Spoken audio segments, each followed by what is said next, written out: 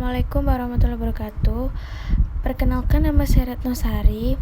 Di sini saya akan mempresentasikan case tentang intervensi pemerintah pada Airbus dan Boeing. Di sini langsung saja saya akan meringkas case tersebut. Perusahaan Amerika Serikat seperti Boeing dan McDonnell Douglas adalah pemain dominan di industri pesawat terbang global. Didirikan pada tahun 1916 di Seattle, Boeing memiliki bertahun-tahun untuk mengembangkan masa kritis yang diperlukan untuk menjadi produsen kedirgantaraan terbuka di dunia. Jadi, selama Perang Dunia Kedua dan pada tahun-tahun Perang Dingin berikutnya, pesawat Boeing ini menerima banyak kontrak yang menguntungkan dari Departemen Pertahanan Amerika Serikat. Tidak ada satu negara pun di Eropa yang memiliki sarana untuk meluncurkan perusahaan dirgantara mampu menantang Boeing. Manufaktur pesawat komersial kompleks dan padat modal dan membutuhkan tenaga kerja yang terampil.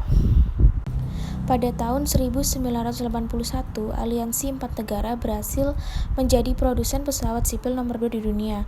Airbus meluncurkan A300 di antara pesawat komersial terlaris dari semua waktu.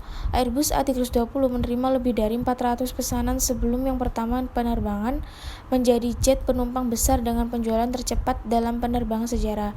Pada tahun 1992, Airbus menguasai sekitar sepertiga dari global pasar pesawat komersial. Airbus melampaui pesanan Boeing pesawat baru selama 15 tahun hingga 2015.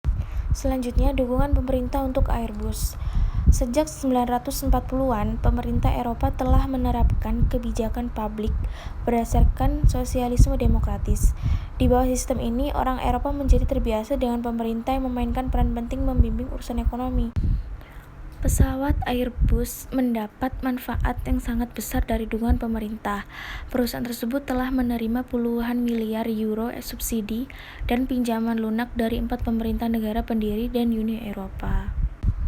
Nah, tetapi di sini pesawat Airbus harus membayar kembali pinjaman hanya jika berhasil di profitabilitasnya.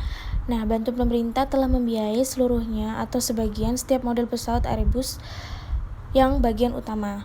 Pemerintah Eropa telah memaafkan hutang pesawat Airbus, mendanai research and development-nya untuk proyek pesawat sipil, dan menyediakannya infrastruktur dan infus ekuitas yang besar. Dengan adanya seperti itu, pemerintah Eropa membenarkan bantuan keuangan mereka terhadap Airbus dengan beberapa alasan. Yang pertama, kegiatan research and development Airbus itu menghasilkan pengembangan teknologi baru yang berharga. Yang kedua, Airbus menyediakan pekerjaan bagi sekitar 55.000 orang Eropa yang terampil dan setengah terampil. Dan yang ketiga, aktivitas rantai nilai menarik sejumlah besar modal ke Eropa. Nah, akhirnya Airbus menghasilkan pendapatan pajak yang sangat besar. Keluhan tentang intervensi pemerintah yang tidak adil. Pesawat Boeing dan pemerintah Amerika Serikat telah lama mengeluhkan hal tersebut. Subsidi besar-besaran dan pinjaman lunak yang tidak hanya bertanggung jawab Airbus pada saat itu, tetapi juga untuk kesuksesannya yang berkelanjutan. Selanjutnya, pada tahun 2012, WTO memutuskan bahwa bantuan Uni Eropa ke Airbus telah menyebabkan Boeing kehilangan pangsa pasar di Asia dan pasar lainnya. Pejabat Uni Eropa membantahnya. Subsidi pemerintah untuk Airbus diizinkan dan itu terserah masing-masing negara Uni Eropa untuk memutuskan apakah akan menyediakannya. Namun, WTO juga memutuskan bahwa pesawat Boeing menerima lebih dari 5 miliar US dollar di Amerika Serikat subsidi pemerintah dalam pengembangan 787 di Maryland. Boeing berpendapat bahwa Airbus itu tidak akan pernah sejauh ini tanpa dukungan pemerintah. Pemerintah Amerika Serikat telah mengajukan beberapa keluhan ke Organisasi Perdagangan Dunia (WTO). Di antaranya adalah tuduhan itu negara-negara anggota Uni Eropa telah menyetujui miliaran dolar untuk subsidi dan pinjaman lunak untuk Airbus. Jadi kesimpulannya yaitu pesawat Airbus dan pesawat Boeing itu mempermasalahkan beberapa subsidi yang diberikan oleh pemerintah. Terus-menerus terhadap pemberian bantuan dalam bentuk kredit terhadap Airbus. Sementara Airbus itu juga menduga bahwa Boeing menerima subsidi ilegal melalui kontrak penelitian, kontrak militer, dan pemotongan pajak. Nah, selanjutnya di sini kita akan membahas beberapa pertanyaan dari case tersebut. Yang pertama, menurut Anda, apakah subsidi Uni Eropa dan pinjaman lunak ke Airbus apakah adil? Mengapa atau mengapa tidak? Apa keuntungannya diperoleh Airbus dari dukungan keuangan gratis dari pemerintah Uni Eropa? Apakah keluhan tentang subsidi Uni Eropa ini adil? Menurut saya itu adil karena Airbus harus membayar kembali pinjaman hanya jika mereka berhasil pada profitnya. Bantuan pemerintah telah membiayai seluruhnya atau sebagian setiap modal pesawat Airbus. Pemerintah Eropa telah memanfaatkan hutang Airbus mendanai research and development untuk proyek perawatan sipil dan menyediakannya infrastruktur dan infus ekuitas yang besar. Keuntungannya itu diperoleh Airbus dari dukungan keuangan gratis dan pemerintah Uni Eropa, yaitu perusahaan tersebut telah menerima puluhan miliar euro subsidi dan pinjaman lunak dari 4 pemerintah negara pendiri dan Uni Eropa. Sejak 1940-an, pemerintah Eropa telah menerapkan kebijakan publik berdasarkan sosialisme demokratis di bawah sistem ini. Orang Eropa menjadi terbiasa dengan pemerintah yang memainkan peran penting membimbing urusan ekonomi. Jadi, pemerintah itu memberi subsidi yang begitu banyaknya, beberapa miliar kepada pesawat Airbus atau pesawat Boeing itu, tetapi mendapat kebijakan-kebijakan tertentu. Yang tadi Airbus tuh dia mendapat subsidi. Selanjutnya pertanyaan kedua, apakah Anda yakin kontrak militer Amerika Serikat dengan Boeing sama dengan subsidi? Minta jenis pembayaran ini diberikan kepada Boeing keuntungan yang tidak adil.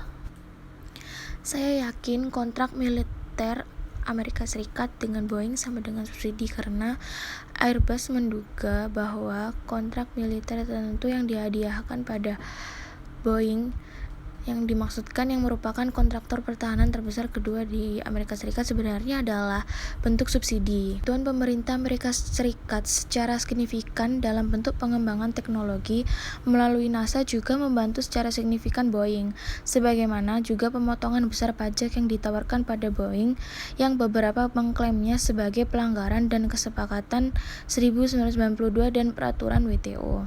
Nah, Boeing telah memprotes terus-menerus terhadap pemberian bantuan dalam bentuk kredit terhadap Airbus. Sementara Airbus menduga bahwa Boeing menerima subsidi ilegal melalui kontrak penelitian, kontrak militer, dan pemotongan pajak. Pertanyaan ketiga, dengan asumsi bahwa Airbus tidak dapat bersaing tanpa subsidi dan pinjaman, apakah mungkin Uni Eropa akan menghentikan dukungan keuangannya kepada Airbus? Apakah kepentingan Uni Eropa untuk terus mendukung Airbus? Boeing berpendapat bahwa Airbus itu tidak akan pernah sejauh ini tanpa dukungan oleh pemerintah. Pemerintah Amerika Serikat telah mengajukan beberapa keluhan ke Organisasi Perdagangan Dunia yaitu WTO. Negara-negara anggota Uni Eropa telah menyetujui miliaran dolar untuk subsidi dan pinjaman lunak untuk Airbus. Menurut saya tidak mungkin Uni Eropa akan menghentikan dukungan keuangannya kepada Airbus karena Airbus telah mendaftar kepada pemerintah Prancis, Jerman, Spanyol, dan Amerika Serikat kerajaan untuk bantuannya dalam meluncurkan model A350-nya. Pertanyaan keempat, jika aturan WTO melawan Airbus dan menyuruhnya berhenti menerima subsidi dan pinjaman lunak, bagaimana seharusnya pengelolaan Airbus menanggapi? Pendekatan baru apa yang dapat dikejar oleh manajemen untuk mempertahankan keunggulan Airbus dalam pesawat komersial global industri? Pengelolaan Airbus seharusnya menanggapi bahwa pemerintah Eropa membenarkan bantuan keuangan mereka yaitu pesawat Airbus dengan beberapa alasan. Pertama, kegiatan R&D Airbus menghasilkan pengembangan teknologi baru yang berharga. Kedua, Airbus menyediakan pekerjaan bagi 55.000 orang Eropa yang terampil dan setengah terampil. Dan yang ketiga, aktivitas ini rantai nilai menarik sejumlah besar modal ke Eropa. Dan akhirnya Airbus menghasilkan pendapatan pajak yang sangat besar. Airbus meluncurkan A380 yaitu sebuah inovasi pesawat terbang dengan dek atas yang memperpanjang seluruh panjang pesawat, badan pesawat, dan kabin yang menyediakan ruang lantai 50% lebih banyak dari pesawat terbesar Boeing. Cukup sekian presentasi case dari saya. Apabila ada kurang lebihnya, saya mohon maaf. Wassalamualaikum warahmatullahi wabarakatuh.